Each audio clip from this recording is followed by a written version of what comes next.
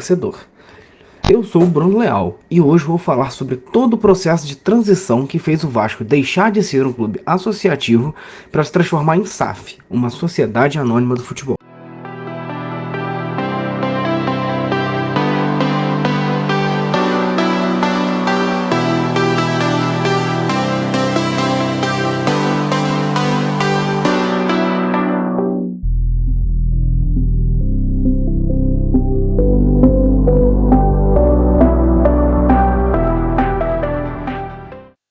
Para começo de conversa, é preciso saber a diferença entre clube associativo e SAF. No primeiro modelo, os clubes se estruturam como associação civil, uma organização privada sem fins lucrativos formada pela união de sócios.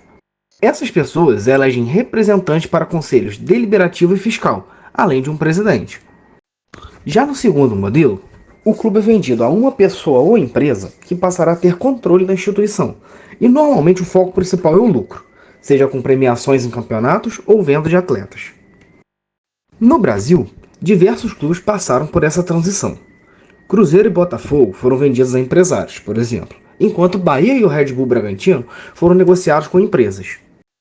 No caso do Vasco, há muito tempo o clube já convivia com problemas financeiros, acumulando dívidas e não tendo condições de se reestruturar sozinho. Ex-jogadores e funcionários do Vasco entraram com ações trabalhistas contra a instituição nos últimos anos, solicitando pagamento de valores referentes à época em que ainda defendiam o clube. Dessa forma, em fevereiro de 2022, 70% do clube foi vendido a 777 Partners, um grupo norte-americano que já controlava outros clubes ao redor do mundo, como o Genoa, da Itália. Os outros 30% permaneceram sob o controle do associativo, na figura do presidente Jorge Salgado. Esse processo demorou alguns meses para ser concretizado, e muitas empresas passaram por uma espécie de processo seletivo até chegar no comprador definitivo. Na época, a torcida vascaína em sua maioria estava bastante animada e confiante na venda, visto que há muitos anos não se via perspectiva de melhora, e a transformação em SAF serviu como uma luz no fim do túnel. No primeiro ano, o investimento no futebol do clube foi baixo, com apenas a contratação do meia chileno Carlos Palacios, vindo do Internacional, e o foco principal foi a quitação de dívidas. Neste momento, o Vasco estava na segunda divisão do futebol brasileiro, e tinha um acesso à divisão de elite como principal objetivo. Este que foi confirmado em novembro daquele ano, após uma vitória sobre o Ituano na última rodada. No ano seguinte, na primeira janela de transferências, o Vasco investiu cerca de 116 milhões de reais em reforços, fazendo com que esta fosse a maior janela de transferências da história do clube. Jogadores como Léo Jardim, Lucas Piton e Jair foram contratados por cifras milionárias, visando uma melhora na qualidade da equipe. Porém, no campo, os resultados não acompanharam. E no fim da primeira metade do Campeonato Brasileiro, o Vasco ocupava a penúltima colocação, com apenas 13 pontos conquistados. Diante desse cenário, o clube foi obrigado a se reforçar na segunda janela de transferências, trazendo nomes como Dimitri Payet e Pablo Verrete para o restante da temporada. Com os novos reforços e a troca no comando técnico, que antes era comandada por Maurício Barbieri e passou a ser do controle de Ramon Dias, a equipe melhorou e ao final da temporada foi coroado com a permanência na primeira divisão, com a vitória sobre o Red Bull Bragantino em São Januário, com gol de Serginho, o herói improvável que salvou o Vasco. No extracampo, a 777 Partners já apresentava problemas e incoerências em sua organização. Em julho, o CEO do clube, Luiz Melo, foi demitido e Lúcio Barbosa foi colocado em seu lugar. Além disso, em novembro do mesmo ano, os sócios elegeram o ídolo Pedrinho como novo presidente do clube, substituindo o Jorge Salgado. Em 2024, novamente mudanças administrativas foram feitas, e o experiente diretor Alexandre Matos foi anunciado nesse cargo, substituindo Paulo Brax, que havia saído em dezembro do ano anterior.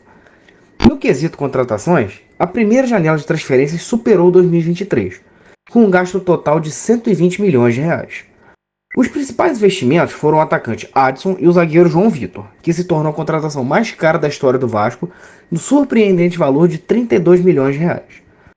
Por outro lado, jogadores revelados nas categorias de base do clube, como Marlon Gomes e Gabriel Peck, foram vendidos para o Shakhtar Donetsk, da Ucrânia, e Los Angeles Galaxy, dos Estados Unidos, respectivamente. Na primeira competição disputada, o resultado foi abaixo do esperado, e diante de problemas entre a 777 Partners, Matos e Pedrinho, o diretor de futebol foi demitido em março. Somente em junho, o Vasco foi anunciar Marcelo Santana para o cargo. Neste período, também teve troca no comando técnico. Ramon Dias deixou o clube ainda no início do Campeonato Brasileiro. Após essa saída, o técnico português Álvaro Pacheco assumiu a equipe e 4 rodadas depois foi demitido. Rafael Paiva, que à época estava comandando a categoria sub-20 do Vasco, assumiu o cargo provisoriamente e mais tarde foi efetivado. Na segunda janela de transferências, o retorno do cria da colina Felipe Coutinho agitou a torcida, já que este era um grande sonho do torcedor. O Pequeno Mágico, apelido que ganhou quando atuava no Liverpool, da Inglaterra, havia deixado o Vasco em meados de 2010 com a Inter de Milão, uma das maiores equipes da Itália. Depois disso, Coutinho passou por países como Espanha e Alemanha, antes de retornar ao seu clube de formação. No futebol, a equipe oscilou muito, mas conseguiu fazer uma grande campanha na Copa do Brasil, indo até as semifinais. No Campeonato Brasileiro, o time ocupa a parte central da tabela, com baixo risco de rebaixamento e pouca possibilidade de vaga na Copa Libertadores da América, maior competição do continente. Mas como nem tudo são flores, mais uma vez aconteceram problemas com a 777 Partners. Em maio, o presidente Pedrinho entrou com uma ação judicial contra a empresa, solicitando o afastamento do grupo, que estava sendo processado na justiça norte-americana pelo fundo inglês Lidenhall Capital Partners, por fraude. A justiça foi acionada visto que o fundo inglês estava acusando a 777 de dar como garantia de empréstimo ativos no valor total de 350 milhões de dólares, o equivalente a 1,8 bilhão de reais, que não lhe pertenciam ou que já haviam sido oferecidos como garantia a outras empresas. O texto na Corte de Nova York denunciava uma fraude contábil e um possível esquema de pirâmide, colocando em xeque a saúde financeira da empresa dona do Vasco. Um dos pontos centrais do documento diz respeito ao processo decisório da 777.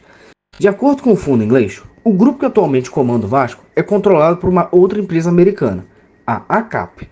Isso acontece, segundo a ação, porque o grupo estadunidense deve mais de 2 bilhões de dólares, o equivalente a 10,1 bilhões de reais, à ACAP.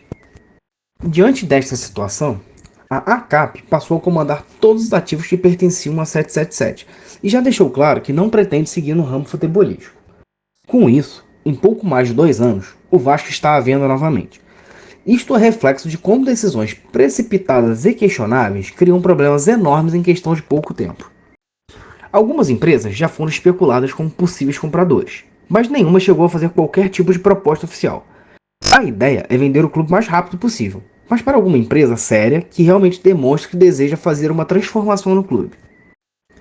Nas redes sociais, há uma divisão muito forte entre os torcedores, na qual uma parcela deseja a revenda do clube e a outra acredita no retorno do associativo e na reestruturação do clube com as próprias pernas.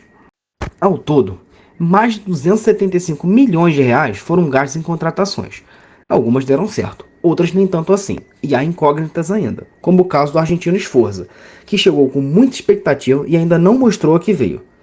Para a torcida vascaína, o que serve de alento é a qualificação do elenco, que a cada ano que passa é maior.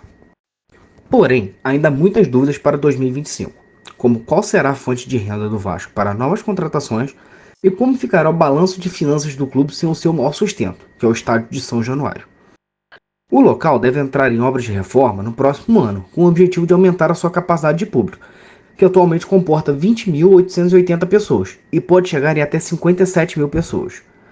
O presidente Pedrinho conversou com alguns clubes e possivelmente o estádio escolhido para o Vasco mandar seus jogos em 2025 será o Luso Brasileiro, localizado na Ilha do Governador. Normalmente quem manda os jogos nesse estádio é a Portuguesa, mas as diretorias têm ótima relação e o negócio está perto de ser concretizado.